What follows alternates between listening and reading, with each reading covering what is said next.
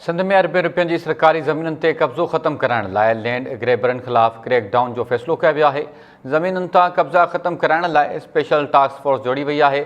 तर्जुमान anti encroachment force जो इहो चवणु आहे। डायरेक्टर एंटी इंक्रोचमेंट फोर्स राजा तारिक चांडियो जी सरबराही में एंटी इंक्रोचमेंट फोर्स जो हंगामी इजलास थियो आहे। इजलास में DSP operation Tariq Aslam, AD Abdul Waheed Bullo ऐं ॿियनि शिरकत कई आहे। तर्जुमान एंटी इंक्रोचमेंट फोर्स जो इहो चवणु आहे। तफ़सील मालूम कयूं था, हबीब जमाली लाइन ते मौजूदु आहे। जी हबीब, आगाह कजो हिन हवाले सां।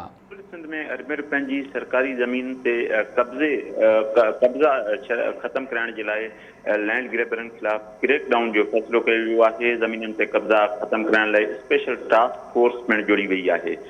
तर्जुमान एंटी इंक्रोचमेंट फोर्स जो चवणु आहे त डायरेक्टर एंटी इंक्रोचमेंट फोर्स राजा तारिक चांडियो जी सरबराही में एंटी इंक्रोचमेंट फोर्स जो हंगामी इजलास थियो। इजलास में DSP ऑपरेशन तारिक इस्लाम, AD अब्दुल वहीद ऐं ॿियनि शिरकत कई।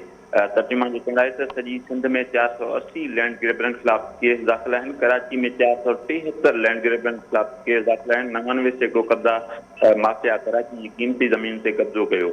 मौजूदा सूरतहाल ते राजा तारिक चांडियो तरफ़ां सख़्त कावड़ जो इज़हार कयो वियो। स्पेशल टास्क फोर्स फौरी तौर ते जेका जोड़ी वई आहे उहा फौरी तौर ते कमु कंदी। कराची जे समूरनि एसएचओ खे इहो बावर करायो वियो। मक़रूर जवाबदारनि जी गिरफ़्तारी लाइ कार्रवाई तेज़ करण जो हुकुम एसएचओ खे ॾिनो वियो आहे। एंटी इंक्रोचमेंट फोर्स जी हफ़्तेवार ऑपरेशन जी जेका रिपोर्ट आहे उहा पिणु डायरेक्टर एंटी इंक्रोचमेंट पाण चेक कंदी। कब्ज़ा रिपोर्ट पाण चेक कंदो। कब्ज़ा माफ़िया कंहिं क़िस्म जी रिआयत न कई वेंदी। जी ठीकु आहे हबीब जमाली, वॾी महिरबानी हिन हवाले सां तफ़सील ॾियण जे लाइ।